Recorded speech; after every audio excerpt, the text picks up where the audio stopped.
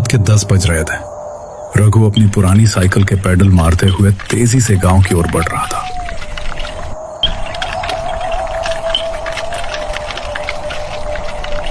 अचानक जोरदार गड़गड़ाहट होती है। बिजली की वो कड़क इतनी भयानक थी कि रघु का कलेजा मुंह को आ गया। अभी उसने संभलने की कोशिश ही की थी कि मूसलाधार बारिश शुरू हो जाती। बारिश इतनी तेज थी कि रघु को सामने का रास्ता दिखना बिल्कुल बंद हो गया। घबराहट में उसने अपनी साइकिल सड़क के किनारे फेंकी और भागकर पास ही के एक विशाल और पुराने बरगद के पेड़ के नीचे खड़ा हो गया। तत्रे की ये बारिश भी अभी होनी थी। पतन जम रहा है और ऊपर से ये आफत। हे भगवान, ये कैसी मुसीबत है। आज की रात तो घर पहुंचना नामुमकिन लग रहा है। इतनी ठंड है कि खून जम जाए। ये बारिश रुकने का नाम ही नहीं ले रही। धुंध और बारिश के बीच उसे सामने एक पुरानी चाय की दुकान दिखी। रघु भीगते हुए अपनी साइकिल लेकर वहां पहुंचा।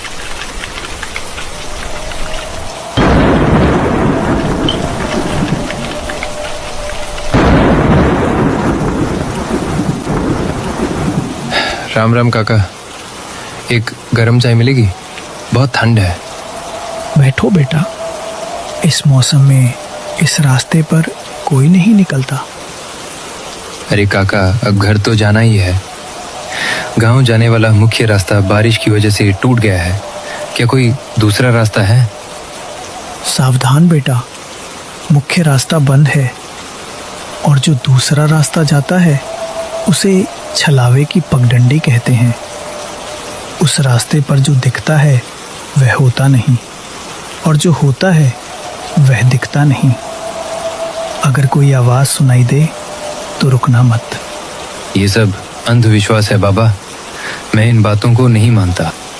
रघु उस पुरानी दुकान के एक कोने में बैठकर गर्म चाय के घूंट भरने लगा। कुछ देर बाद बारिश हल्की होती है। आसमान में बादलों की गड़गड़ाहट अब कम हो चुकी थी, लेकिन सन्नाटा पहले से कहीं ज्यादा गहरा और डरावना हो गया था।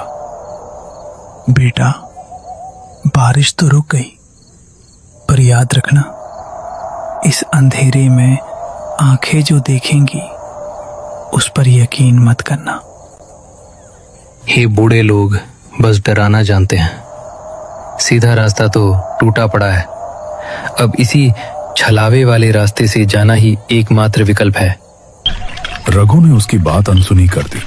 उसने अपनी साइकिल उठाई और पगडंडी की ओर बढ़ गया। रघु ने पीछे मुड़कर नहीं देखा और अपनी पूरी ताकत लगाकर साइकिल के पैडल मारने लगा। उसे लगा कि वो खतरे से दूर निकल आया है, लेकिन तभी अचानक धीरे धीरे फिर बारिश होने लगती है। इस बार हवा में एक ऐसी ठंडक थी जो हड्डियों के आर पार जा रही थी। कोहरा इतना घना हो गया कि साइकिल चलाना नामुमकिन हो गया। तभी सड़क के किनारे उसे एक पुरानी और जर्जर सी झोपड़ी दिखाई दी।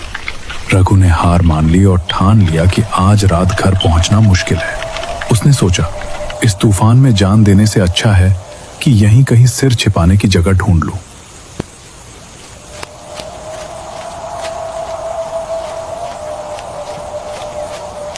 कोई है? घर के अंदर कोई है क्या? अंदर से एक मध्यम सी पीली रोशनी छनकर बाहर आ रही थी। तभी दरवाजा धीरे से चरमराहट के साथ खुला। अंदर से एक औरत बाहर आती है। जी, मैं राई हूँ। बारिश और ठंड की वजह से आगे नहीं जा पा रहा। क्या मुझे आज रात के लिए यहाँ बास मिलेगी? जी हाँ, क्यों नहीं, अंदर आ जाइए। इस मौसम में बाहर रहना मौत को दावत देना है। झोपड़ी का माहौल कुछ ऐसा था कि रघु की घबराहट और बढ़ गई। झोपड़ी के अंदर सन्नाटा था और वो बहुत पुरानी मिट्टी से बनी हुई थी। उसकी दीवारों से सोंधी महक के साथ साथ एक अजीब सी सड़न की गंध भी आ रही थी। हैरानी की बात यह थी कि बाहर से वो झोपड़ी बिल्कुल अच्छी और नई दिखती थी, लेकिन अंदर कदम रखते ही ऐसा लगा जैसे रघु सदियों पुरानी किसी कब्र में आ गया हो। छत से मकड़ी के जाले झूल रहे थे और कोने कोने में काली परछाइयां नाच रही थी।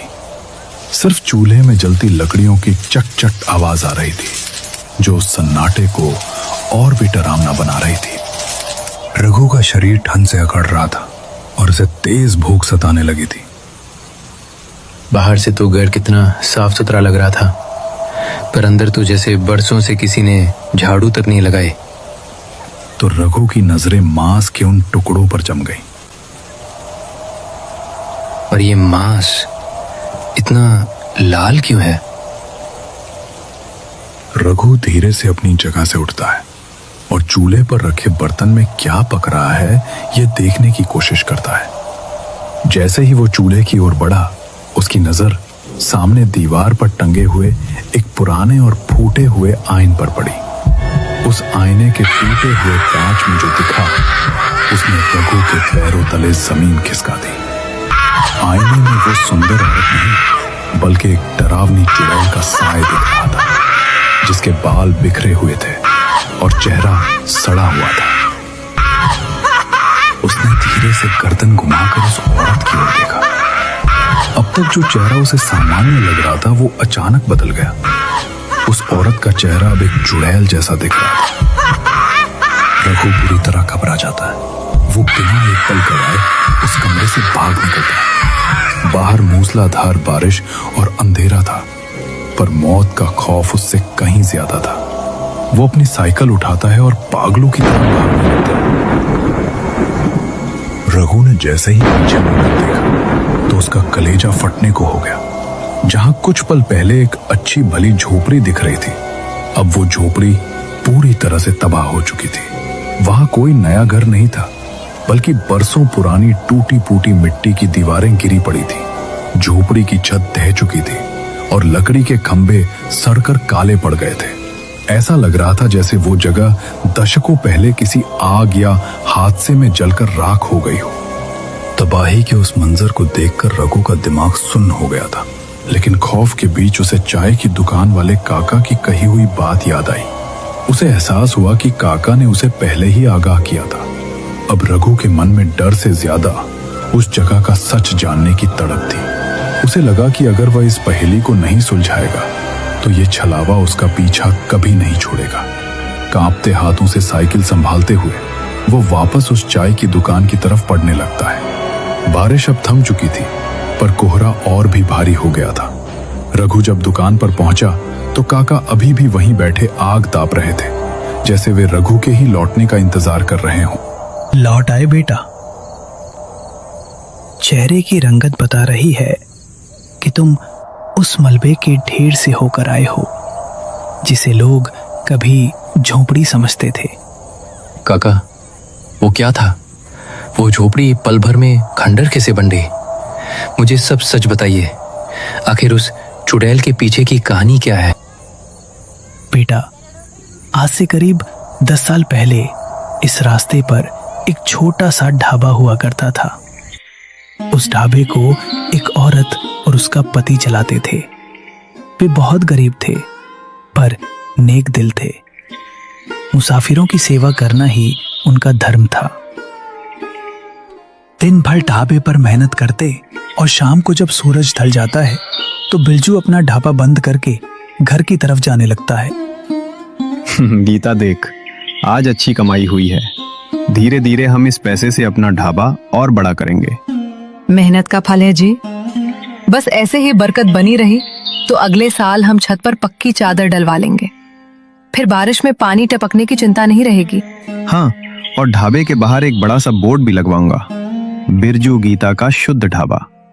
लोग दूर दूर से यहाँ खाना खाने आएंगे। वह अपनी कमाई हुई रकम को एक लोहे की छोटी तिजोरी में बड़े जतन से रखते। दोनों खुश थे।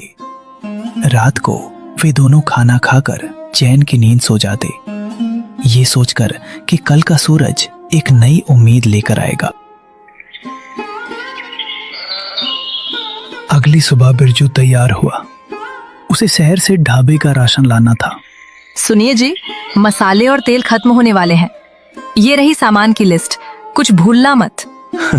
तू फिक्र मत कर गीता, शाम तक सारा सामान लेकर लौट आऊंगा। तब तक तू सावधानी से ढाबा संभालना। बिरजू सामान लेने के लिए बाजार की ओर निकल गया। गीता ढाबे पर गरम गरम समोसे तल रही थी। दूसरी तरफ ग्राहकों से व्यापार की बातें करती थी। बिरजू सामान लेकर जब बाजार से लौटा तो शाम हो चुकी थी। दोनों खुश थे, मिलकर ढाबे पर काम करने लगे। ग्राहकों की सेवा करते करते रात हो गई। उस दिन कमाई बहुत अच्छी हुई थी। दोनों ने अपना थैला समेटा और पैसे लेकर घर की ओर निकल पड़े। उसने सोचा कि आज कमाई अच्छी हुई है। वो बाजार से ताजा मांस लेकर घर जाती है। घर पहुंचकर गीता रसोई में खाना बनाने लगी। बिरजू दिन भर की थकान के बाद बिस्तर पर लेटा हुआ था। घर का दरवाजा खुला था। तभी कुछ नकाबपोश लुटेरे घर में घुस आए। उन्होंने सीधा उस तिजोरी पर धावा बोल दिया। तिजोरी के हिलने की आवाज सुनकर बिरजू देखने गया तो देखा कि लुटेरे तिजोरी से पैसे निकाल रहे हैं। वह निहत्था ही उन लुटेरों से भिड़ गया और उन्हें मारने लगा। दूसरे लुटेरे ने भारी हथियार से और उसका सर फोड़ दिया। बिरजू खून से लथपथ होकर वहीं गिर पड़ा। अपने पति की चिल्लाने की आवाज सुनकर गीता रसोई से भागती हुई आई। उसने बिरजू को जमीन पर तड़पते देखा तो उसकी चीख निकल गई।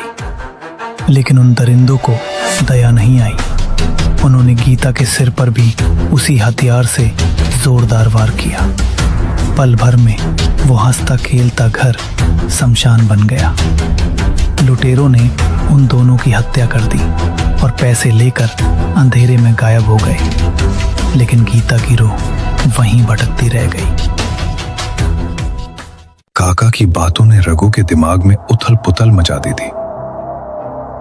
काका, अगर वो औरत मर चुकी है तो वो मांस कहां से लाती है? और वो चूल्हा आज भी कैसे जल रहा है? क्या वो जगह सच में अस्तित्व में है? काका की आंखें अचानक रघु के पीछे किसी चीज पर टिक गई। पीछे मुड़ो रघु, वो तुम्हें बुला रही है। रघु कांपते हुए जैसे ही पीछे मुड़ता है, उसकी चीख गले में ही दब गई। उसके सामने वही भयानक चेहरा था, लाल आंखें, बिखरे बाल। रघु घबराकर वापस काका की ओर पलटा, लेकिन वहां कोई नहीं था। तभी काका भी वहां से अचानक गायब हो गए। वो दुकान, वो लालटेन, वो अलाव, सब कुछ पल भर में धुएं की तरह उड़ गया और रघु बेहोश होकर गिर पड़ा।